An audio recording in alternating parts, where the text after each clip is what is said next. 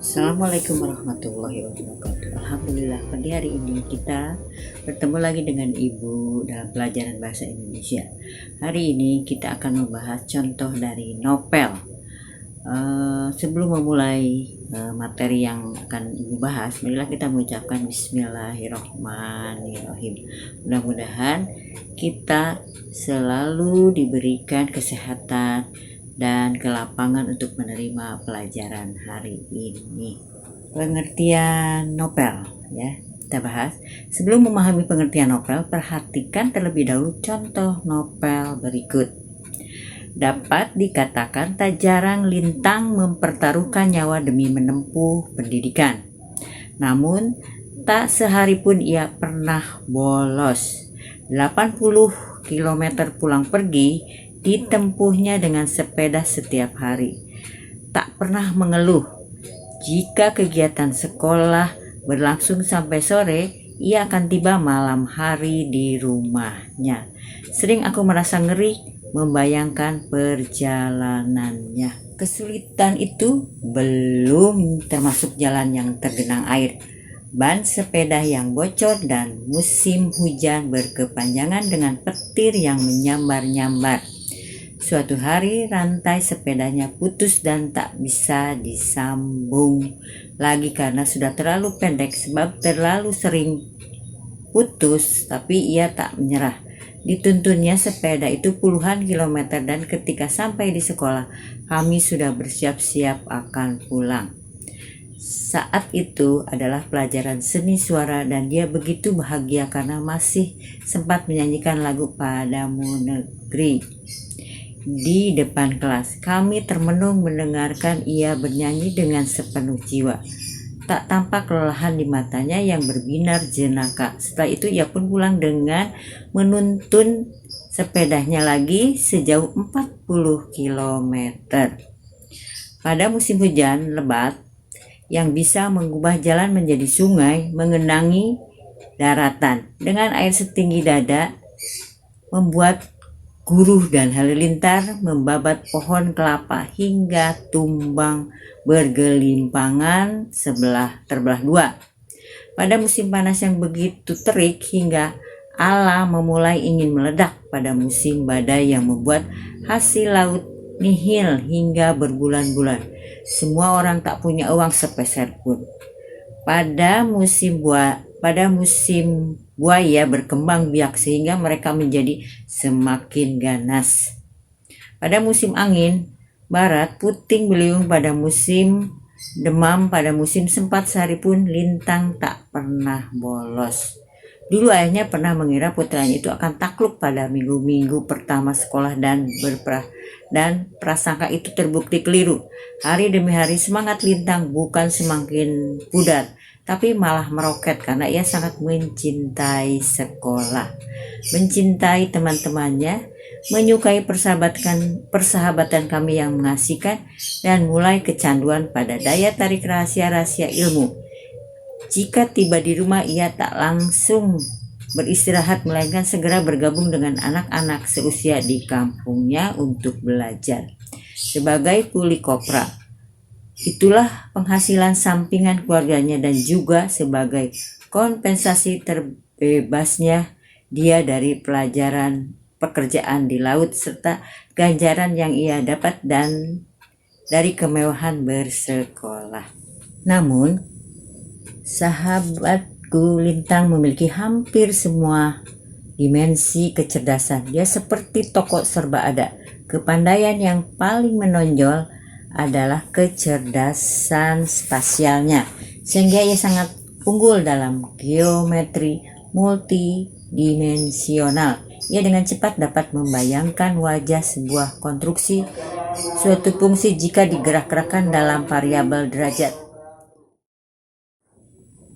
Ia mampu memecahkan kasus-kasus dekomposisi modern yang runyam dan mengajari kami teknik menghitung luas poligon dengan cara membongkar sisi-sisinya sesuai dalil geometrik Eulidian. Ingin kukatakan bahwa ini sama sekali bukan perkara mudah. Ia sering membuat permainan dan mendesain visualisasi guna menerjemahkan rumusan geometrik pada tingkat kesulitan yang sangat tinggi. Tujuannya agar gampang disimulasikan sehingga kami sekelas dapat dengan mudah memahami kerumitan teorema kupu-kupu atau teorema Morley yang menyatakan bahwa pertemuan segitiga yang ditarik dari trisektor segitiga bentuk apapun akan membentuk segitiga inti yang sama sisi. Semua itu dilengkapinya dengan bukti-bukti matematika dalam jangkauan analisis yang melibatkan kemampuan logika yang sangat tinggi. Ini juga sama sekali bukan urusan mudah, terutama untuk tingkat pendidikan serendah kami, dan mengingat hal itu terjadi di sebuah sekolah kampung seperti Gudang Kopra, maka kuanggap apa yang dilakukan Lintang sangat luar biasa. Lintang juga cerdas secara eksperiensional yang membuatnya piawai menghubungkan setiap informasi dengan konteks yang lebih luas. Dalam kaitan ini ia memiliki kapasitas metodiskurser selayaknya orang-orang yang memang dilahirkan sebagai seorang genius. Artinya adalah jika dalam pelajaran biologi kami baru mempelajari fungsi-fungsi otot sebagai subkomponen yang membentuk sistem mekanik Persia sepotong kaki, maka Lintang telah memahami sistem mekanika seluruh tubuh dan ia mampu menjelaskan peran sepotong kaki itu dengan keseluruhan mekanika persendian dan otot-otot yang terintegrasi.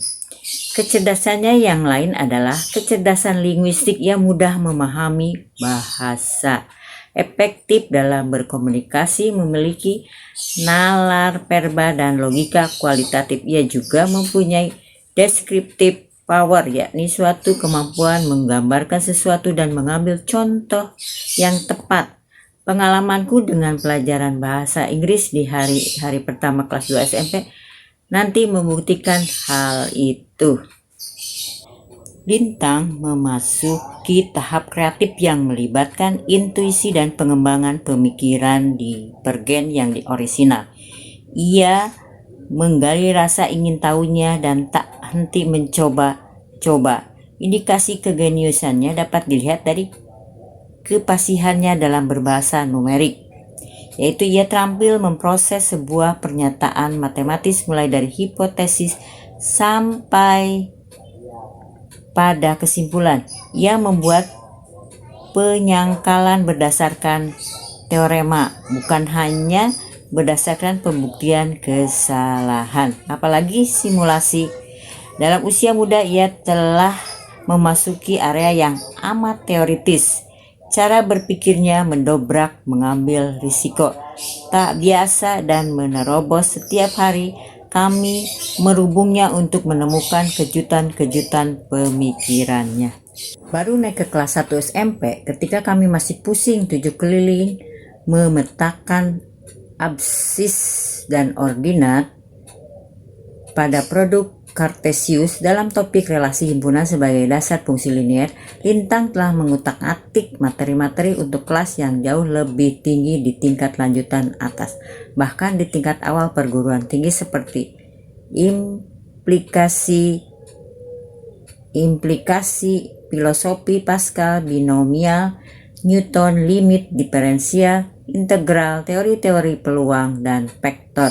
Ketika kami baru saja mengenal dasar-dasar binomial, ia telah beranjak ke pengetahuan tentang aturan multinomial dan teknik eksploitasi polinomial.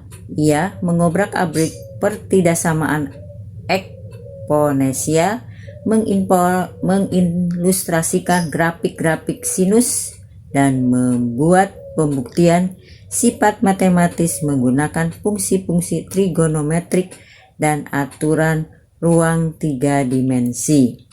Suatu waktu kami belajar sistem persamaan linear dan tertatih-tatih mengurai-uraikan kasusnya dengan substitusi agar dapat menemukan nilai sebuah variabel. Ia bosan dan menghambur ke depan kelas, memenuhi papan tulis dengan alternatif solusi linear, di antaranya dengan metode eliminasi, Gauss-Jordan, metode Karman, metode determinan, bahkan dengan nilai eigen. Setelah itu Lintang mulai menggarap dan tampak sangat menguasai prinsip-prinsip penyelesaian kasus nonlinier.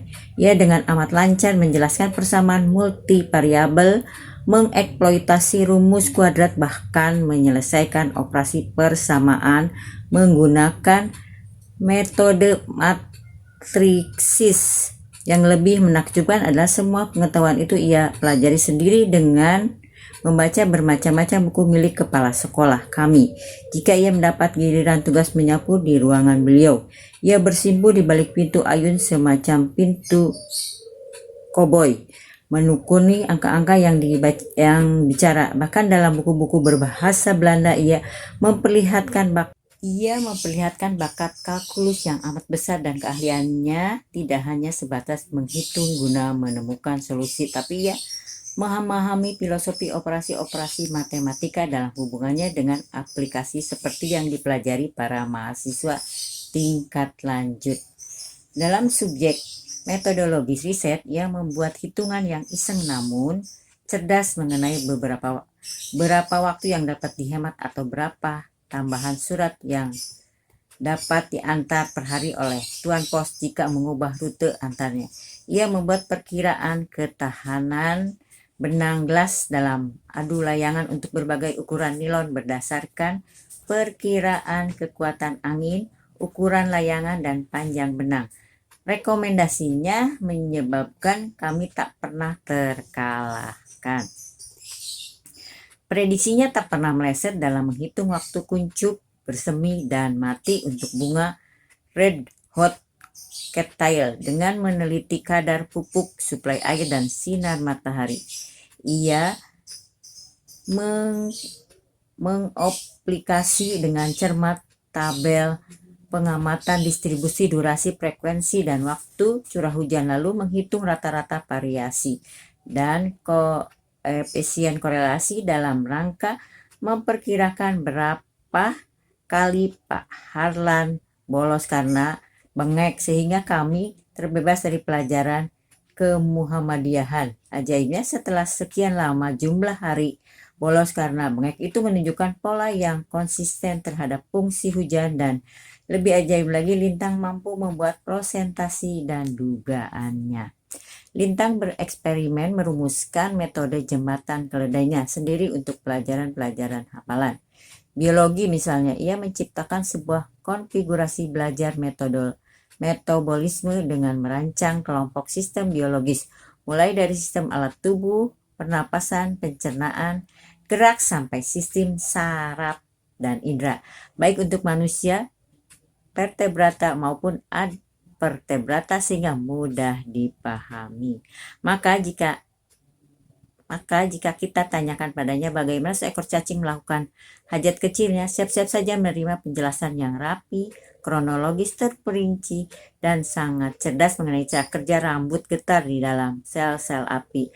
Lalu dengan santai saja, seumpamanya seekor monyet sedang mencari kutu di punggung pacarnya, ia akan membuat analogi buang hajat cacing itu pada sistem ekrasi protozoa dengan anatomi vakuola kontraktif yang rumit itu. Bahkan jika tidak di stop, ia akan dengan senang hati menjelaskan fungsi-fungsi korteks, simpai, Bowman, medula, lapisan, Malpighi, dan detail dalam sistem ekresi manusia.